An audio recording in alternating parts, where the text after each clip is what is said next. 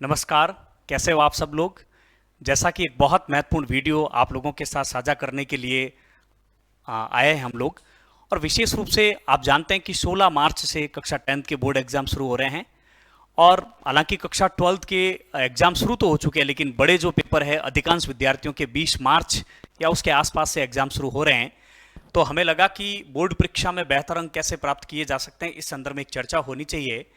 और आज सबसे महत्वपूर्ण बात तो यह है कि बोर्ड परीक्षा में अच्छे अंक कैसे प्राप्त करने चाहिए, उसकी रणनीति बताने के लिए, आप लोगों को मोटिवेट करने के लिए मैं केवल एक आप लोगों के बीच में नहीं आया हूं, बल्कि हमारे राजनीति विज्ञान के 3 और व्याख्याताओं से आप लोगों को आज रूबरू करवाएंगे, जिसमें रामूराम जी देवासी राजनीति विज्ञान के व्याख्याता, महेंद्र जी भाटी राजनीति विज्ञान के व्याख्याता और संपत जी सैनी राजनीति विज्ञान के व्याख्याता आज हमारे स्टूडियो में आए हैं। तो उनका हम स्वागत भी करेंगे। लेकिन चर्चा मुख्यतः क्या होने वाली है? चर्चा ये होने वाली है कि बोर्ड एग्जाम विद्यार्थियों को कैसे देने चाहिए। मैं अपनी बात भी रखूंगा, लेकिन मेरी बात रखने के साथ साथ मैं जो राजनीति विज्ञान के 3 व्याख्याता आज इस स्टूडियो में उपस्थित है, उनसे भी चर्चा करते हुए अपनी बात को रखूंगा। तो सबसे पहले मैं आज के इस लाइव इस सत्र में जो है रामूराम जी देवासी व्याख्याता राजनीति विज्ञान से निवेदन करूंगा कि वो पधारे और अपना परिचय देते हुए। धन्यवाद आदरणीय सुरेंद्र सिंह जी राजपुरोहित। आपका जो ये नवाचार है विद्यार्थी हित में बहुत एक मील का पत्थर साबित होगा। इसी आशा के साथ में आज की हम चर्चा जारी रखते हैं, शुरू करते हैं। सबसे पहले तो रामूराम जी का बहुत बहुत स्वागत और अभिनंदन है। राजनीति विज्ञान के व्याख्याता के रूप में बहुत एक्टिव रहते हैं आप हमेशा, और विद्यार्थियों को बेहतर से बेहतर देने का प्रयास करते हैं। जब मेरी पहली पोस्टिंग शिवाना थी तो उस समय आप पादरू में थे, और गार्गी पुरस्कार का जब हम वितरण करते थे हमारी पीओ स्कूल से, ब्लॉक के स्कूल से, तब पादरू स्कूल की बालिकाओं की बहुत बड़ी संख्या होती थी। तो उसके लिए भी मैं आपको धन्यवाद देना चाहूँगा। और जहाँ भी रहे हैं आपने अच्छा काम किया और हमेशा विद्यार्थियों के बीच रहे हैं और विद्यार्थियों के हित में कार्य किया है। रामूराम जी, आज की हमारी जो मुख्यतः चर्चा है, उस चर्चा में हम चाहते हैं कि बोर्ड परीक्षा में अच्छे अंक कैसे प्राप्त कर सकते हैं।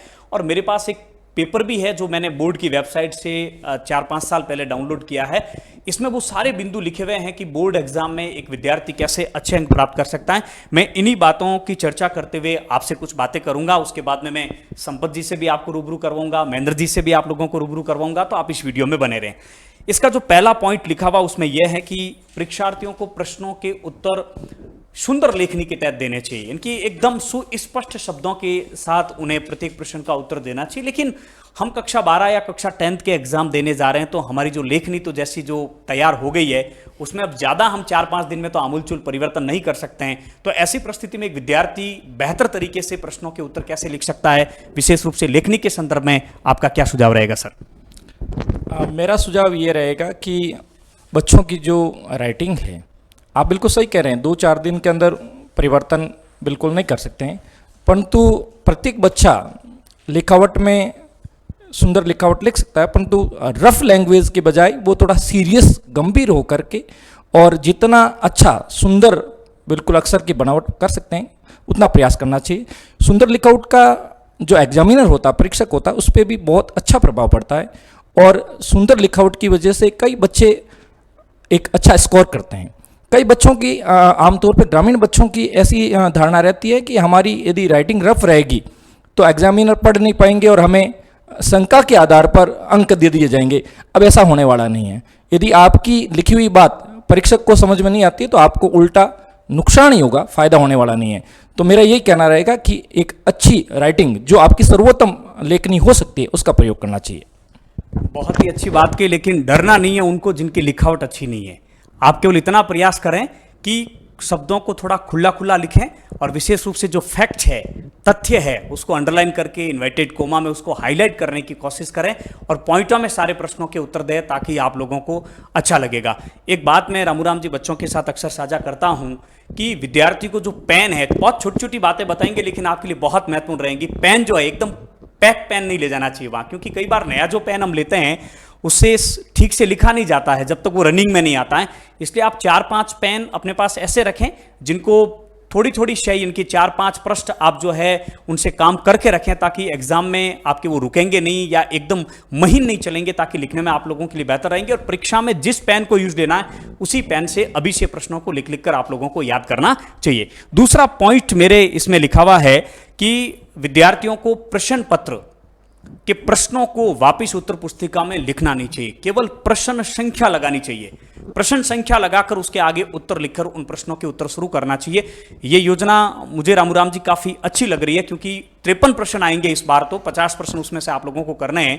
तो यदि आप 50 प्रश्न लिखेंगे तो उसमें आपका कम से कम 1 से सवा घंटा जा सकता है। तो प्रत्येक विद्यार्थी इस बात को बहुत गंभीरता से लें कि केवल प्रश्न संख्या लिखनी है, लेकिन प्रश्न संख्या ध्यान रखना, जैसी पेपर में लिखी हुई है रोमन संख्या है तो रोमन संख्या, मुख्य प्रश्न संख्या तो मुख्य प्रश्न संख्या, ठीक उसी प्रकार से प्रश्न संख्या को आपको लिखना है। क्या ये रणनीति विद्यार्थियों के लिए ठीक रहेगी रामूराम जी? हाँ सुरेंद्र जी, आप जो कह रहे हैं बिल्कुल उचित है, ये बिल्कुल सही है, क्योंकि प्रश्न लिखने में अपना समय जाया नहीं करना चाहिए बिल्कुल। परंतु जो प्रश्न नंबर है, सीरियल नंबर है, उसका विशेष ध्यान रखना। कई बच्चे पहले का ध्यान नहीं होता, उस वजह से क्या है कि पहला प्रश्न जो अटेम्प्ट करते हैं उसकी क्रम संख्या 1 लगा देते हैं, जबकि प्रश्न पत्र में उसकी क्रम संख्या 10 नंबर है।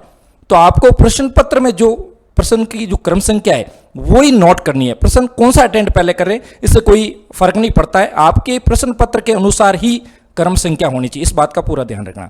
साथ में उत्तर कितना लिखना है इसकी भी एक लिमिट रखनी है। लिमिट कैसे? यदि अति लघुतरात्मक प्रश्न है और उसका उत्तर एक लाइन में ही देना है तो आपको उसका पॉइंट पे जो मेन पॉइंट है वही चीज उत्तर में लिखनी है, बिना वजह के और लाइंस नहीं बढ़ाने हैं। अति लघुतरात्मक है तो उसकी एक शब्द सीमा है, 20 शब्द है तो 20 शब्द सीमा तक, या 50 शब्द सीमा वाले 50 शब्द सीमा तक ही लेने चाहिए। बहुत अच्छी बात बताई। और इसमें एक बात और मैं जोड़ना चाहता हूं। पहली बार ऐसा हो रहा है कि प्रश्न नंबर 1 में आपके ऑब्जेक्टिव टाइप प्रश्न आएंगे 12, उसके बाद में प्रश्न नंबर 2 में रिक्त स्थानों की पूर्ति के 6 प्रश्न आएंगे, फिर प्रश्न नंबर 3 में आपके 12 प्रश्न आएंगे वन लाइनर। तो मुख्य प्रश्न और उसके भीतर जो प्रश्न है उनकी संख्या का आपको विशेष रूप से ध्यान रखना चाहिए। एक बात मुझे लगता है बहुत महत्वपूर्ण है रामूराम जी की, हम लोग जब बोर्ड की उत्तर पुस्तिका चेक करते हैं तो उसमें अक्सर हम लोगों को प्रत्येक प्रश्न में दिए गए उत्तर कॉपी के मुख्य पृष्ठ पर उतारने होते हैं। तो यदि प्रश्न यदि सीक्वेंस में करे तो विद्यार्थी को बहुत लाभ होता है और एग्जामिनर को बहुत लाभ होता है जो कॉपियों को चेक करता है, क्योंकि उसके वापिस वो आगे उन प्रश्नों के अंक चढ़ाने में बहुत सावधानी रहती है। तो मैं एक संदेश आप लोगों को देना चाहता हूं और इस बात को बड़ी गंभीरता से आप लोग सुने कि चाहे प्रश्न आए चाहे नहीं आए उसकी क्रम संख्या सीक्वेंस में ही लगानी और सीरियल से 1 से लगाकर आपको 23 तक प्रश्न करने। ऐसा नहीं कि पहले 20 कर दिया फिर 3 कर दिया फिर 15 कर दिया, तो उससे कॉपी चेक करने वाले की बड़ी दिक्कत होती है कि प्रश्न 1 का है, आधे नंबर का है, 2 का है, 3 का है।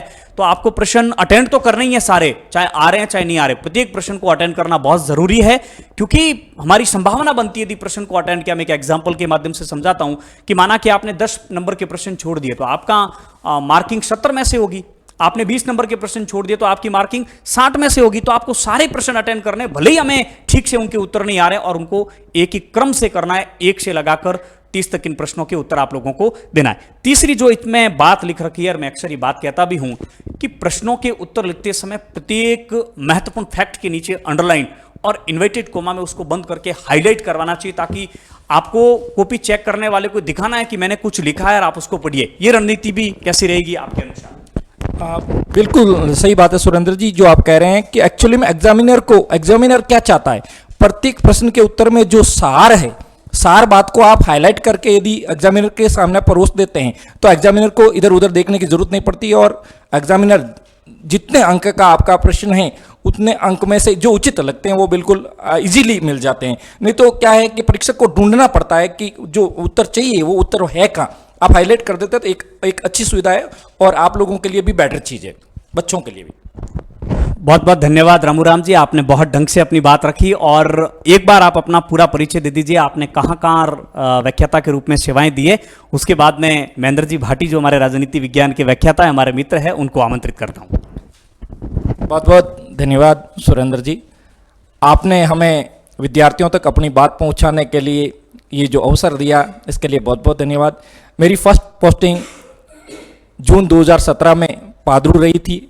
संयोग से आप और मैं दोनों सिवाना क्षेत्र में ही पोस्टेड रहे, और आपने जो गार्गी पुरस्कार का कहा गार्गी पुरस्कार पादरू की बालिकाओं ने इतनी लार्ज संख्या में प्राप्त की कि कई बार तो हमें बोलेरो जैसी गाड़ियां दो दो करके और साथ में लेके जाना पड़ता था गार्गी पुरस्कार प्राप्त करने के लिए बसंत पंचमी के दिन।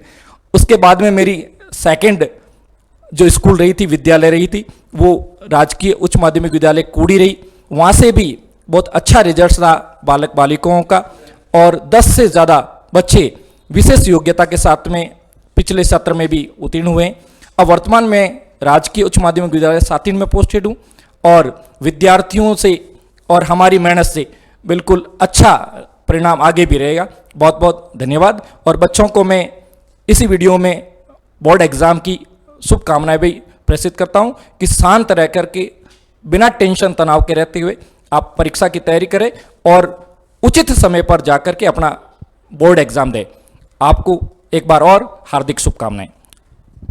बहुत बहुत आभार। और आपने बहुत महत्वपूर्ण जानकारियां आपके साथ में साझा की। एक जो बात और की उसमें मैं एक बात और ऐड करना चाहता हूं कि प्रश्नों के उत्तर में उसकी शब्द सीमा क्या होनी चाहिए। तो आप लोग निश्चिंत रहिए, जब राजनीति विज्ञान की परीक्षा के ठीक बीच में 9 दिन का गैप रहेगा, 3 मॉडल पेपर हम आपको हल करवाएंगे। उस मॉडल पेपर में विथ आंसर आपको हल करवाएंगे। आप जान पाएंगे कि प्रश्नों के उत्तरों की सीमा क्या होनी चाहिए, किस तरीके से संक्षिप्त सारगर्भित बातों को हम लोगों को रखना चाहिए। तो रामूराम जी आपका बहुत बहुत आभार। अब मैं महेंद्र जी भाटी से निवेदन करूंगा कि वो हमारे साथ में आए और आपको जो है लाभान्वित करे अनुभव से। तो महेंद्र जी भाटी का स्वागत है। सबसे पहले पॉलिटिकल साइंस के लेक्चर है, हमारे अच्छे मित्र है और बहुत ही एक्टिव रहते हैं हर कार्य में और विद्यार्थियों से विशेष रूप से स्नेह करने वाले तो मुझे बहुत पसंद है, जो विद्यार्थियों के बीच रहना पसंद करते हैं, विद्यार्थियों के हित में काम करते हैं, नियमित रूप से उनकी कक्षाएं लेते हैं और उनको रिवीजन करवाते हैं और विशेष रूप से अध्ययन के साथ साथ और भी कंपटीशन की कैसे तैयारी करनी चाहिए और भी महत्वपूर्ण जानकारी उनके साथ साझा महेंद्र जी करते रहते हैं। तो एक बार फिर से इनका बहुत बहुत स्वागत है। मैं एक बार चाहूँगा कि महेंद्र जी पहले अपना पूरा परिचय दे दें कि कौन कौन सी स्कूल में आपने काम किया है और किस प्रकार से वो काम कर रहे हैं। महेंद्र जी। धन्यवाद सर। बोर्ड परीक्षा देने वाले सभी विद्यार्थियों को नमस्कार और बोर्ड परीक्षाओं की हार्दिक बधाई और शुभकामनाएं। मैं महेंद्र भाटी राजकीय उच्च माध्यमिक विद्यालय दुधेलिया के ढाणी पिपाट शहर में व्याख्याता राजनीति विज्ञान के पद पर कार्यरत हूँ। मेरी पहली पोस्टिंग राजकीय उच्च माध्यमिक विद्यालय सेत्रवा देचू ब्लॉक में हुई थी और उसके बाद राजकीय उच्च माध्यमिक विद्यालय सातिन में मैंने सेवा दी और वर्तमान में राजकीय उच्च माध्यमिक विद्यालय दुधेलिया की ढाणी पिपाट शहर में सेवा दे रहा हूँ। बिल्कुल, हाँ, 2-3 स्कूलों में आपने सेवाएं दी। निश्चित ही वो विद्यार्थी बड़े भाग्यशाली रहेंगे जिन्हें आपका सानिध्य और मार्गदर्शन प्राप्त हुआ है। महेंद्र जी, एक बात इसमें लिखी हुई है कि विद्यार्थी पॉइंट जो है वो काले यानी कि ब्लैक पेन से लगा सकता है और बाकी उत्तर उसको नीले पेन से देने चाहिए। अक्सर ये बात हम सुनते हैं कि विद्यार्थियों को जो है प्रश्नों के उत्तर एक ही पेन से देने चाहिए, लेकिन मुझे लगता है यदि ब्लैक पेन से यदि वो पॉइंट लिखे तो इसमें किसी प्रकार की कोई नकारात्मकता नहीं है या ऐसा कोई बोर्ड का रूल्स भी नहीं है कि आप केवल एक ही पेन से उत्तर देंगे। हाँ, रेड पेन आप लोगों को यूज नहीं लेना है। ब्लैक पेन से आप पॉइंटों के उत्तर पॉइंट लिख सकते हैं और बाद में उनका उत्तर लिख सकते हैं। क्या ये रणनीति कैसी रहेगी आपके अनुसार? बिल्कुल सर, सही बात है। जो पॉइंट है उनको हाईलाइट करना चाहिए, तो आप पॉइंट लिखने के लिए ब्लैक पेन का यूज कर सकते हैं। इसके अलावा बोर्ड के परीक्षार्थियों को अभी से समय सारणी के अनुसार अध्ययन करना बहुत जरूरी है। टाइम टेबल में जो आपका दे रखा है उसके अनुसार जिन सब्जेक्ट के बीच में गैप कम है उनको आपसे अभी से समय देना चाहिए। जिन सब्जेक्ट के बीच में गैप ज़्यादा है उनको आप उस गैप में ही अध्ययन कर सकते हैं और एक निश्चित समय सारणी के अनुसार आप लोगों को अध्ययन करना चाहिए। सभी विषय को बराबर वेटेज देना चाहिए, लेकिन परीक्षा के बीच में कुछ विषय के गैप कम है तो उन विषयों को अभी से ज़्यादा आप लोगों को पढ़ना चाहिए। और परीक्षा पहले दिन जब एक विद्यार्थी परीक्षा देने जाता है तो उसके लिए आपका क्या संदेश रहेगा कि उसको क्या तैयारी करनी चाहिए या किस प्रकार की मानसिकता के साथ अपने सेंटर पर जाना चाहिए? विद्यार्थी को आत्मविश्वास रखना चाहिए कि साल भर हमने जो पढ़ा है वो खूब अच्छी तैयारी करी और उसमें से ही प्रश्न आने हैं, इसलिए आत्मविश्वास के साथ एग्जाम देने जाए और अपना अच्छा पेपर करें, सकारात्मक सोच रखें, निश्चित सफलता मिलेगी। बिल्कुल सही बात कही है। और एक और बात मुझे जहाँ तक याद आ रही है कि पहले दिन परीक्षा से आधे घंटे पहले तो आप लोगों को पहुंचना ही है। प्रवेश पत्र है, पेन है, आपके साइंस के स्टूडेंट है तो ज्योमेट्री बॉक्स वगैरह है, ये सारी चीज़ें आप लोगों की एकदम अप टू डेट होनी चाहिए। और घर में एक व्यक्ति को और कह के रखना है कि मेरी परीक्षा जल्दी है और मुझे इतने बजे उठाना है। भले ही आप मोबाइल के अलार्म पर निर्भर रह सकते हैं, लेकिन एक बी प्लान भी हमारा तैयार होना चाहिए। दूसरी बात, आप लोगों को नकल बिल्कुल भी नहीं करनी है और नकल न साथ में ले जानी है, इस बात का आप लोगों को विशेष रूप से ध्यान रखना है। देखिए, मैं अक्सर कहता हूं कि अंक या प्रतिशत महत्वपूर्ण नहीं है, महत्वपूर्ण है आपने सीखा कितना। जो बात सीखी जाती है वो जीवन में सबसे अधिक काम आती है। आपके 1 या 2% कम हो गए तो वो कोई बड़ी बात नहीं, लेकिन उससे पहले प्रयास आपके लाख होने चाहिए। अक्सर कहते भी हैं कि लाख कोशिश करने के बावजूद भी यदि सफलता प्राप्त नहीं होती तो उसे नियति मानकर स्वीकार कर लेना चाहिए। लेकिन नियति कब मानना चाहिए? उससे पहले हम लोगों को लाख कोशिश अवश्य करनी चाहिए। मैं अक्सर कहता भी हूं कि मुश्किल नहीं है कुछ भी दुनिया में, तू जरा हिम्मत तो कर, ख्वाब बदलेंगे हकीकत में, तू जरा कोशिश तो कर। आंधियां सदा चलती नहीं, मुश्किलें सदा रहती नहीं, मिलेगी तुझे मंजिल तेरी, तू जरा कोशिश तो कर। राह संघर्ष की जो चलता है वही संसार को बदलता है, जिसने रातों से जंग जीती है सूर्य बनकर वही निकलता है, सूर्य बनकर वही निकलता है। एक और बात महेंद्र जी आपसे पूछना चाहता हूं कि कुछ विद्यार्थी एग्जाम से पहले तक भी नहीं पढ़ पाते हैं, लापरवाही करते हैं। उन विद्यार्थियों को क्या आपके अनुसार इस 1 महीने में ठीक से तैयारी करते हैं तो उनको कितनी की उम्मीद है कि कितने अच्छे अंक प्राप्त कर सकते हैं? बिल्कुल सर, अभी भी वक्त है कि अगर वो सही ढंग से एक अच्छी रणनीति बनाए, समय का सही ढंग से प्रबंधन करें और अभी से शुरू कर दें और उसको अच्छे से 1-2 बार अच्छे से रिवीजन कर लें। अगर पहले नहीं पढ़ा है तो वो उनको सफलता जरूर मिलेगी। और जिन लोगों ने साल भर से पढ़ाई करी उनको बार बार रिवीजन करें। बार बार रिवीजन करने से आपकी स्थायी मेमोरी में वो चीज़ जाएगी और जिससे कि आप उत्तर लिखने में आपको आसानी रहेगी। बहुत अच्छी बात बताई कि बार बार अध्ययन करना चाहिए, महत्वपूर्ण चीजों को अब आप लोगों को पढ़ना चाहिए। जो एग्जाम के, देखिए पहले हम भी पढ़ाते हैं तो पूरे पाठ्यक्रम को करवाते हैं क्योंकि पाठ्यक्रम पढ़ना भी जरूरी, लेकिन एग्जाम से पहले एग्जाम के पॉइंट ऑफ व्यू से जो महत्वपूर्ण पॉइंट है, महत्वपूर्ण जो बातें हैं, उनको आप लोगों को तैयार करना चाहिए। ये जो 8वां पॉइंट है वो है कि आपको उत्तर एक ही जगह लिखने चाहिए। जैसे कि कहीं एक प्रश्न आ गया, टिप्पणी लिखिए और 2 पॉइंट दे दिया आपको, दल बदल और प्रीविपर्श। तो ऐसी परिस्थिति में आपको दल बदल और प्रीविपर्श कंटिन्यू उन प्रश्नों के उत्तर लिखने, पहले दल बदल पे हेडिंग लगा और उसके बाद में प्रीविपर्श, उनको अलग प्रीविपर्श, उसके बाद अलग अलग नहीं करना चाहिए कि ऐसा नहीं कि पहले आपने दल बदल पे टिप्पणी लिख दी, फिर कुछ समय बाद आपने खाली जगह छोड़ दी, 2-3 प्रश्न और कर दिए, फिर प्रीविपर्श का उत्तर नहीं लिखना है। एक खंड के प्रश्नों को एक जगह ही आप लोगों को हल करना चाहिए। जैसे आपके प्रश्न नंबर 1 में 12 ऑब्जेक्टिव टाइप प्रश्न आएंगे पॉलिटिकल हिस्ट्री में, तो उनको एक ही जगह आप लोगों को हल करना है, इस बात का भी ध्यान रखना है। महेंद्र जी, और इस बारे में आप क्या कहना चाहते हैं? बिल्कुल सही बात है सर। पहले जो प्रश्न है उसमें 12 क्वेश्चन एक साथ है और विद्यार्थी अगर उसमें सही ढंग से प्रश्नों की संख्या नहीं लिखे तो शिक्षक को चेक करने में थोड़ी मुश्किल होती है कि ये बच्चा पहले प्रश्न के दूसरे का आंसर दे रहा है या दूसरे के दूसरे का दे रहा है। इसलिए आप कौन सा प्रश्न हल कर रहे हैं उसकी संख्या लिखे, पहले का पहला कर रहे हैं तो उसकी संख्या लिखे, तीसरे का तीसरा कर रहे हैं तो उसकी संख्या लिखे, इस बात का ध्यान रखें। बहुत अच्छी बात आपने कही है और विशेष रूप से पेपर हल करते समय एकाग्रता बनाए रखनी है। हो सकता है कि शुरुआत के 2-4 प्रश्न आप लोगों को नहीं आ रहे उनके उत्तर, तो उसे आपको हतोत्साहित होने की आवश्यकता नहीं है। हो सकता है कि वो 5 प्रश्न वो आगे पहले जो आपको याद नहीं है, तो उससे आपको बिल्कुल भी चिंता करने की आवश्यकता नहीं, क्योंकि एक बार आपने सोच लिया अरे मुझे तो आ ही नहीं रहा, तो आप लोगों के आने वाले प्रश्न भी गलत हो सकते हैं। पूरे पेपर को तसल्ली के साथ में पढ़ना चाहिए और आराम से, एक भी प्रश्न छूटे नहीं, इस बात का आप लोगों को विशेष ध्यान रखना चाहिए। महेंद्र जी, आपका अंत में इन सभी विद्यार्थियों के लिए क्या संदेश रहेगा? और हमने जो यूट्यूब के माध्यम से जो प्रयास किया है उसके बारे में आपकी क्या राय है? सभी विद्यार्थियों का मेरा यह संदेश है कि आप खूब अच्छी तैयारी करें और आपने जो YouTube के माध्यम से प्रयास किया है ये विद्यार्थियों के लिए मील का पत्थर साबित होगा, एक तरह से रामबाण है। और जिन विद्यालयों में शिक्षक नहीं है उनके लिए तो बहुत ही अच्छी बात है। और आपने जो वीडियो बनाए हैं तो उनको भी अगर अच्छे से देख लें विद्यार्थी तो उनका जो अच्छे अंक आ सकते हैं। और बार बार रिवीजन करें, खूब पढ़ें, खूब सारा आशीर्वाद, धन्यवाद। और आज आपने अपनी स्मार्ट रूम में जो हमें अवसर दिया, आपको भी बहुत बहुत धन्यवाद। Thank you sir. एक और बात मैं आप लोगों को यहाँ पर बताना चाह रहा था कि एग्जाम से पहले हमें प्रत्येक अध्याय का सारांश, क्योंकि देखिए एग्जाम से पहले जो चीज़ें पढ़ के जाते हैं वो हमें करंट में याद रहती है। आज से 3 महीने पहले, 2 महीने पहले बातें जो पढ़ी वो हमें याद नहीं रहती है। तो प्रत्येक अध्याय का सारांश आपके पास में होना चाहिए कि प्रत्येक प्रश्न में क्या चीज़ें, जैसे बड़े प्रश्न है तो उनके केवल पॉइंट आप लोगों को याद करना चाहिए, पॉइंट के अंदर तो आप लोग लिख सकेंगे, फैक्ट जो महत्वपूर्ण उनको लिख लिख कर आप लोगों को याद करना चाहिए।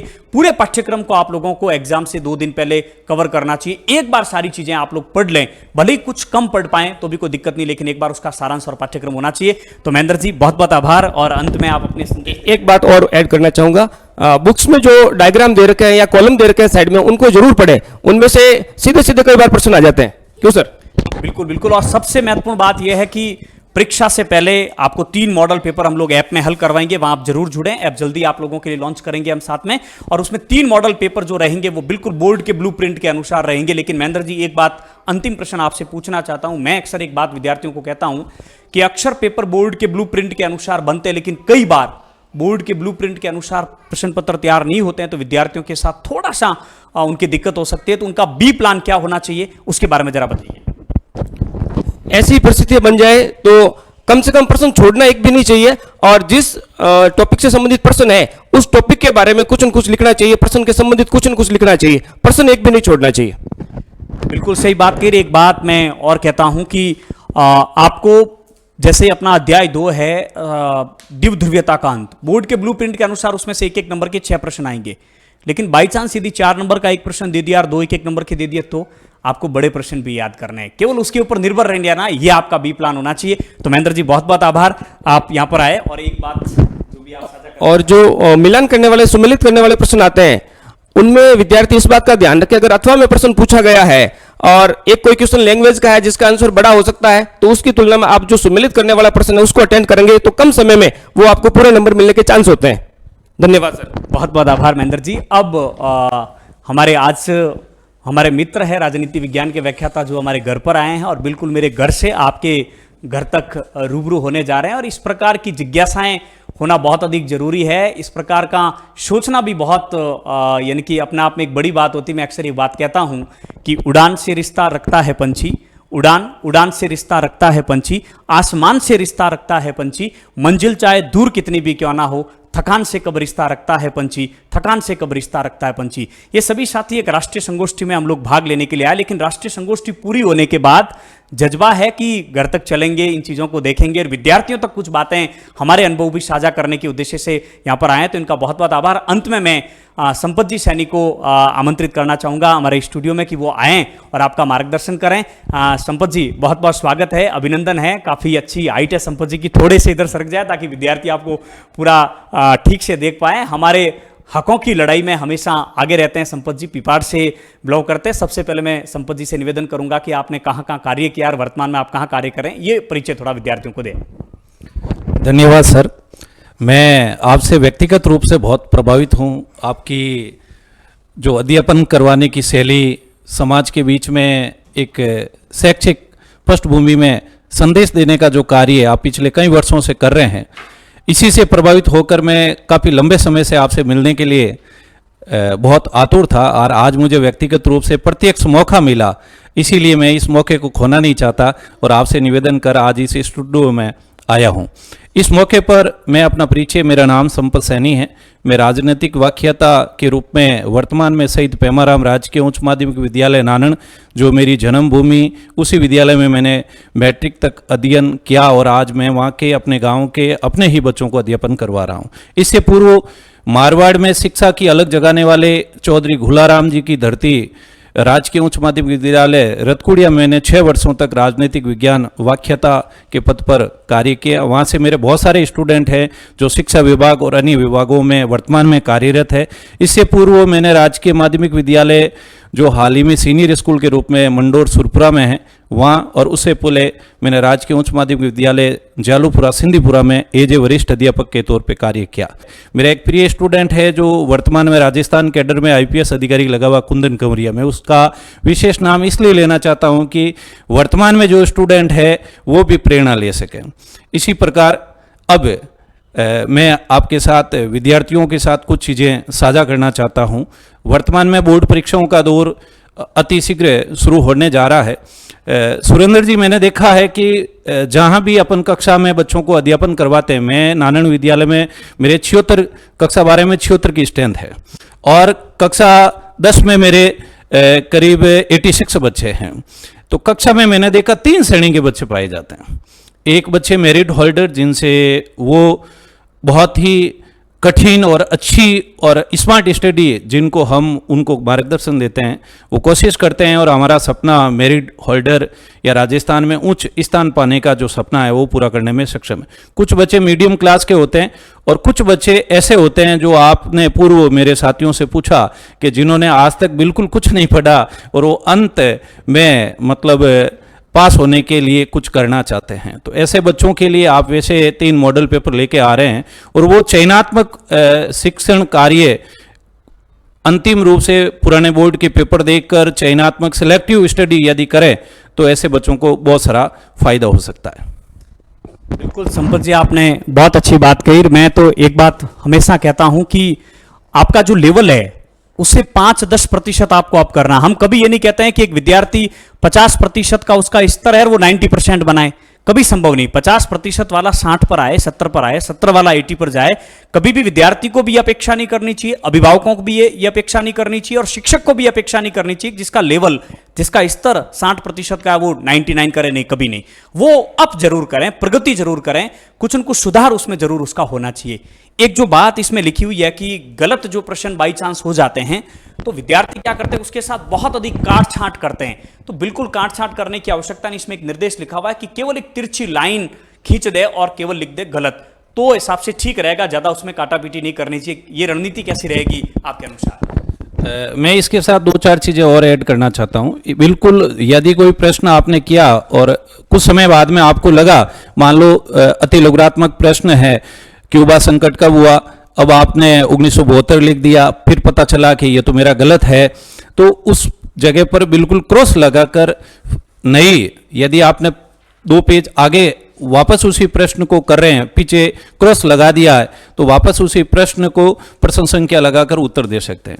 इसके साथ जो वर्तमान में कोरोना काल में माध्यमिक शिक्षा बोर्ड ने एक पेपर का नया पैटर्न बच्चों की सहूलियत के लिए जो व्यवस्थित किया है, उसमें विशेष तौर से उन विद्यार्थियों को, चाहे वो टॉपर बच्चे हैं, चाहे वो मीडियम बच्चे हैं या लोअर बच्चे हैं, उनको विशेष तौर से ये ध्यान रखना, जैसे ऑब्जेक्टिव पैटर्न के प्रश्न हैं सुरेंद्र जी, मैं ये मानता हूं कि अवसरता वाले सवाल है, मान लो 5 आए तो या 10 आए हैं तो उनको एक जगह करें। यदि आपको 5 प्रश्न आ गए तो एक सारणी बना दे और 1 से 10 तक क्रमांक लगा दे। जो आप पहले में अ है तो आ लिख दे, उसके आगे उसका जो उत्तर है वो लिखने की जरूरत नहीं है, उसमें समय बच सकता है। तो एक सारणी बना दे, जब आपको याद आए उसमें वो उत्तर लिख दे, बाकी खाली छोड़ दे। रिक्त स्थान वाले जो प्रश्न है, तो सारी खाली जगह वाले प्रश्न है वो एक ही जगह जो आ रहे हैं क्रमांक के अनुसार कर ले, बाकी उसके लिए जगह खाली छोड़ दे। और जो दूसरे अन्य वैकल्पिक प्रकार के जो भी प्रश्न हैं, छोटे प्रश्न हैं, उनको एक जगह पर करना है, ये थोड़ा ध्यान रखें। बाकी टॉपर बच्चों के लिए मैं कहना चाहता हूं, मैं एक शिक्षक हूं, बोर्ड की कॉपी चेक करने का मेरा भी करीब 8-9 साल का अनुभव है। मैंने ये देखा सर कि टॉपर बच्चे, देखो हर जगह इंग्लिश में कहा होता है first impression is the last impression. सबसे पहले सुंदर लिखावट, उसके बाद जो बच्चा ऑल आर पूरे विषय वस्तु पर अपनी पकड़ रखता है, वो बच्चा पेपर में ऐसा नहीं कि 12वां सवाल पहले करेगा और पहला सवाल बाद में करेगा, वो सीरियल वाइज करेगा, उसका एक सकारात्मक प्रभाव पड़ता है। लेकिन कुछ बच्चे ऐसे होते हैं कि उनको वास्तव में शुरुआत के 5 प्रश्न बिल्कुल आ ही नहीं रहे, तो कोई बात नहीं है, वो बीच वाले कर ले। लेकिन जो टॉपर बच्चे हैं, यथासंभव कोशिश करनी चाहिए कि पेपर को सीरियल वाइज करें और बिल्कुल अपनी भाषा में उत्तर देने की कोशिश करें। जैसे मान लो आपसे पूछ लिया गया कि भाई गुट निरपेक्षता से आप क्या समझते हैं, तो आप पुस्तक की भाषा या पासबुक या जहां से भी आप पढ़ते हो रटी रटाई भाषा लिखोगे और उसमें यदि आपने जोड़ दिया हम जानते हैं, ऐसे शब्दों का यदि अपने निजी शब्दों का उल्लेख किया, तो उससे एग्जामिनर पर थोड़ा सकारात्मक प्रभाव पड़ेगा। और विशेष तौर से ये जो समझ है लंबे अनुभव के बाद ही आ पाती है। और शिक्षक साथी जो भी हमारे शिक्षा विभाग में कार्यरत है, आरपीसी से तैयारी करने वाले, कंपटीशन की तैयारी करने वाले, वो साथी अक्सर इसके बारे में विद्यार्थियों से चर्चा करते हैं। बहुत अच्छी बातें आपने बताई, क्योंकि कॉपी चेक करने वाले इस दर्द को जानते हैं कि उस समय दिक्कतें क्या आती। तो सीरियल से, सीक्वेंस में आप लोग सारे प्रश्नों का उत्तर दे रहे हैं। एक और बात, किसी प्रश्न का उत्तर आप एक पेज पर दे रहे हैं, वो पूरा नहीं हुआ आपका उत्तर और अगले पृष्ठ पर आपका उसको उत्तर और लिखना है, तो PTO जरूर लिखे नीचे। तो उससे क्या कि जैसे कि मैं उस कॉपी को चेक कर रहा हूं, आपने 2 पॉइंट लिखे और मुझे वहां पर 4 पॉइंट चाहिए आपको उस प्रश्न में पूरे नंबर देने। मैं सोचूंगा 2 पॉइंट लिखकर आपने प्रश्न पूरा कर दिया और वहीं पर उत्तर प्रश्न दे दूंगा, लेकिन मैंने यदि नंबर दे दूंगा। लेकिन यदि मैंने PTO देख लिया तो इसका मतलब है कि आपने पीछे कुछ और लिख रखा है। इस बात का भी आपको ध्यान रखना है। अंत में समाप्त जरूर लिखना है और तिरछी लाइन आप लोगों को जरूर खींचनी। एक पेपर पर रोल नंबर के अलावा आपको कुछ भी नहीं लिखना है, केवल राइट गलत लगा सकते हैं कि मैंने अटेंड कर लिया, ऐसा कुछ अंडरलाइन वगैरह कर सकते हैं। बाकी एक भी शब्द आपको पेपर पर नहीं लिखना है, क्योंकि उसको नकल माना जाता है। और फ्लाइंग यदि आती है और आपके वीक्षक को यदि बात पता चल जाती है तो फिर आपके लिए मुश्किल हो सकती है। तो एकदम अपने को तो जितनी अपनी मेहनत है उतना ही हमें प्राप्त हो, इस उद्देश्य से आप लोगों को एग्जाम देने के लिए जाना चाहिए। और क्या संदेश रहेगा संपत जी आपका विद्यार्थियों के लिए?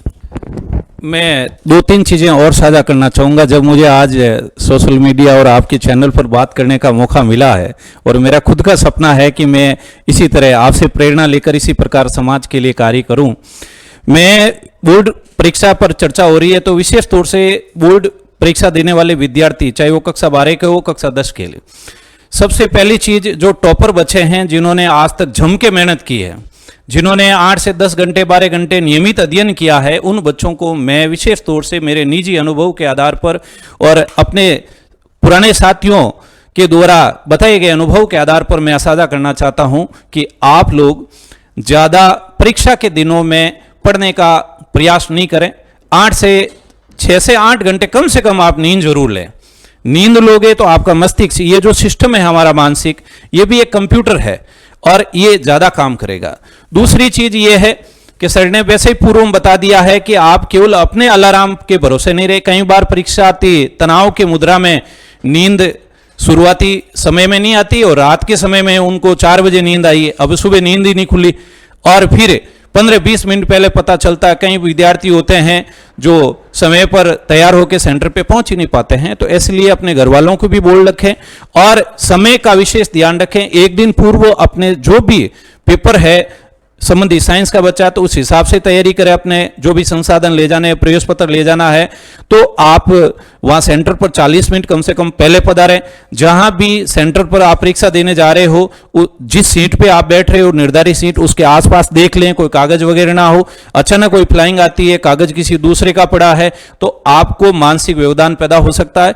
इन छोटी छोटी चीजों का ध्यान रखना। और भले ही बाधाएं कितनी आओ, ठोकरें कितनी आए, समस्याएं कितनी आए, लेकिन उनसे लड़ना होगा। और मैं अक्सर कहता हूं संपत जी कि आंधी क्या है, तूफान मिले, चाहे जितने व्यवधान मिले, बढ़ना ही अपना काम है, बढ़ना ही अपना काम है। हम नई चेतना की तरह, हम अंधेरे में उजियारा, हम उस प्यार के झोंके हैं जो हर ले चक्का दुख सारा। चलना है पथ पर शूल मिले तो क्या, पथ पर अंगारे जले तो क्या, जीवन में कहां विराम है, बढ़ना ही अपना काम है, बढ़ना ही अपना काम है। ये 12th की परीक्षा आपकी अंतिम परीक्षा नहीं, बहुत सी परीक्षाएं आप लोगों को देनी है, तो एकदम कूल माइंड से बोर्ड के एग्जाम देने। 10th वाले विद्यार्थी भी एकदम कूल माइंड से आपको बोर्ड एग्जाम देने हैं। नंबर चाहे कितने आए, मैं कह रहा हूं वो ज्यादा महत्वपूर्ण नहीं है, लेकिन मेहनत आपने कितनी की, प्रयास आप कितने करते हैं, ये बहुत महत्वपूर्ण। एक सामान्य परीक्षा समझकर ही इस परीक्षा को आप लोगों को अटेंड करना है और उसके बाद जो भी परिणाम आए उसे स्वीकार करना है। हमने ऐसे ऐसे एग्जाम्पल देखे हैं जो 11th में फेल हुए हैं, जिनके 10th में 50% से कम है, वो अच्छे स्कोर करते हैं। हम जो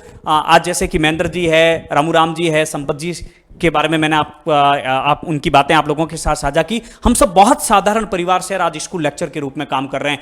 हमने बहुत सी दिक्कतों का सामना किया, बहुत सी अलग अलग सबकी कहानियां भी है। आप लोग कभी हमारे सोशल मीडिया के माध्यम से, फेसबुक के माध्यम से इन चीज़ों को पढ़ते भी होंगे और आप लोग जानते भी होंगे। यानी कि व्यक्ति का पुनर्जागरण कभी भी हो सकता है। उसको ये नहीं सोचना चाहिए कि मेरे 10th में इतने प्रतिशत ही है तो 12th में अच्छे नहीं बनेंगे, 12th में इतनी है तो आगे क्या होगा, ऐसा कुछ नहीं है। कभी भी आपका परीक्षा में यदि आपके पढ़ने में रुचि उत्पन्न हो जाती है तो आप सब कुछ कर सकते हैं। और परीक्षा की दृष्टि से अंतिम बात मैं ये कहना चाहूंगा कि प्रत्येक प्रश्न करने के बाद एक लाइन आप लोगों को जरूर खींच लेनी चाहिए उसके नीचे, ताकि कॉपी चेक करने वाले को पता चले कि इसके इस प्रश्न का उत्तर यहां पर पूरा हो चुका है। संपत जी, अंतिम संदेश आज के वीडियो में आपका। अंतिम संदेश मेरा ये रहेगा। पहली चीज़ तो ये है कि व्यक्ति संघर्ष करके अपने जीवन निर्माण में, जैसे सुरेंद्र जी सर ने बताई कि सबकी अपनी अलग अलग कहानी है। सर, आपने अपने जीवन में अपने परिवार के सामाजिक मूल्य, पारिवारिक मूल्यों को ग्रहण करते हुए आपने अपने पिता के बारे में एक सरल सौम्य स्वभाव और उनसे प्रेरणा लेकर, और कम उम्र में आपके पिताजी ईश्वर लोक में चले गए, आपके माताजी ने संघर्ष करके आपको इस स्टेज तक पहुंचाया। लेकिन बहुत सारे ऐसे मेरे विद्यार्थी और साथी होते हैं जो ऐसी स्थिति से संघर्ष करके आगे बढ़ जाते हैं, लेकिन जब उनको सफलता, छोटी या बड़ी सफलता मिलती है, फिर वो हवा में उड़ने लग जाते हैं। तो मैंने आपसे ये चीज़ सीखी है और दूसरे साथी भी अक्सर चर्चा करते हैं हमारे स्कूल एजुकेशन के साथी, कि भाई जो पतंगे उड़कर जितना ऊंची जाती है उनके नसीब में दो बातें लिख दी जाती है, या तो कट के नीचे आएगी या लुट के नीचे आएगी। लेकिन जो साथी सफलता पाने के बाद जमीन पर अपने पैर रखता है, समाज के लिए कार्य करता है, तो मेरा अंतिम संदेश ये रहेगा कि पढ़ने का तरीका बहुत कम पढ़ें, बार बार पढ़ें। ये सफलता का असली रहस्य जो जीवन में मैंने उतारा, ये गोविंद जायसवाल का डायलॉग था, बहुत कम पढ़ें लेकिन बार बार पढ़ें। हाल ही में बोर्ड परीक्षा है तो उस हिसाब से आप अपनी स्पीड से रिवीजन करें, लेकिन नियमित अध्ययन के लिए ये कोटेशन याद रखें, बहुत कम पढ़ें और बार बार पढ़ें। बाकी जिंदगी में ऐसी कोई चीज नहीं है, हम कल्पना करते हैं पूरे, जैसे मेरे पिपाड़ शहर कस्बा है सर, अपन केवल सरकारी परसेंटेज या सरकारी सेवाओं में जाना ही जिंदगी की सच्चाई नहीं है या सफलता नहीं है। आप यदि हम जैसे सरकारी आईएएस अधिकारी बन गए, आजकल समाज के अंदर क्या है कि वेतन को ही सब कुछ माना जाता है, ठीक है, कि आईएएस अधिकारी बन गया, उसके पास पावर है, इतना बड़ा है। लेकिन प्राइवेट सेक्टर भी आज वैश्वीकरण के युग में सर ने बहुत अच्छा एक चैप्टर डाला, उस चैप्टर, क्योंकि हम पॉलिटिकल साइंस के व्यू से यदि देखें तो हर प्रेरणादायक चीजें हैं वो हमारे विषय से जुड़ जाती है। वैश्वीकरण के युग में प्राइवेट सेक्टर, आज India medical sector, engineering sector, software computer sector, education centre, विश्व के प्रत्येक कोने में भारतीय अपना परचम लहरा रहे हैं। सुंदर पिचाई का सारे स्टूडेंट नाम जानते होंगे। कल्पना कीजिए कि उस गूगल सीईओ का प्रतिदिन की सैलरी 3.5 करोड़ रुपए। स्टूडेंट चाहे तो सैलरी वो गूगल पे सर्च कर सकते, एक दिन की सैलरी 3.5 करोड़ है। यदि राजस्थान के समस्त जिला कलेक्टरों की तिनका को महीने की सैलरी को ऐड किया जाए तो इतना पैसा नहीं बनता है। तो शिक्षा एक ऐसी चीज है जो जीरो से हीरो बना सकती है। अतः समस्त राजस्थान के जितने भी विद्यार्थी बोर्ड परीक्षा देने जा रहे हैं, अग्रिम हार्दिक शुभकामनाएं। ईश्वर से यही दुआ करते हैं सावधानी पूर्वक आप अपने बोर्ड की परीक्षा दें, अपने माता पिता और अपने विद्यार्थी जीवन को सफल बनाते हुए विद्यालय, परिवार, गांव और देश का नाम रोशन करें। धन्यवाद सुरेंद्र जी। बहुत बहुत आभार संपत जी कि आप हमारे स्टूडियो में आए और विद्यार्थियों के साथ अपने अनुभव को साझा किया। अक्सर बुजुर्ग कहते हैं कि जो जहाँ ना पहुँचा रवि वहाँ पहुँचे कवि, और जहाँ ना पहुँचे कवि वहाँ पहुँचे अनुभवी। तो अनुभव सबसे महत्वपूर्ण चीज़ होती है। एक आपने बात कही कि हमें ज़मीन से जुड़ा हुआ रहना चाहिए, भले हम जीवन में कितना ही ऊपर क्यों ना उठ जाए। तो मैं हरिवंश राय बच्चन की इन पंक्तियों को हमेशा याद रखता हूँ कि पूर्व चलने के बटोई बाट की पहचान कर ले, आंखों में हो स्वर्ग लेकिन पांव धरा पर टिका रहे, कंटकों की इस अनोखी सीख का सम्मान कर ले, पूर्व चलने के बटोई बाट की पहचान कर ले। तो हमारे पांव हमेशा जमीन में होने चाहिए, लक्ष्य चाहे कितना ही बड़ा हो और उस लक्ष्य पर पहुंच भी जाए तो हमें धरातल से हमेशा जो है जुड़ा हुआ रहना चाहिए। आप लोग बिल्कुल बिंदास होकर एग्जाम दीजिए, जो भी परिणाम आए उस परिणाम को स्वीकार कीजिए। एग्जाम के बीच में 9 दिन का जब गैप होता है, पॉलिटिकल साइंस के मॉडल पेपर जो हम लेकर आए उनको जरूर सॉल्व करें। वो अंतिम समय में आपकी तैयारी में मील का पत्थर साबित होंगे, रामबाण साबित होंगे। आप सबके सहयोग से, महेंद्र जी है, रामूराम जी है, संपत जी, आपके साथ और भी राजनीति विज्ञान के जो व्याख्याता है उनकी प्रेरणा से और आप सभी विद्यार्थियों की प्रेरणा से ही हम ये कार्य कर पा रहे हैं कि आप लोगों तक पॉलिटिकल साइंस का पूरा कोर्स भी करवाया है और भी बहुत सी चीज़ें लेकर आए। इन सब के प्रेरणा स्रोत आप हो, आप सबका स्नेह, आप सबका प्रेम हमेशा बना रहे। थैंक यू वेरी मच इस वीडियो को अंतिम समय तक देखने के लिए धन्यवाद। इस वीडियो को जरूर आप बोर्ड के विद्यार्थियों तक शेयर अवश्य करें ताकि वो अधिकतम विद्यार्थी लाभान्वित हो। एक साथ 4 लेक्चर ने आप सब लोगों का मार्गदर्शन किया है। Thank you very much.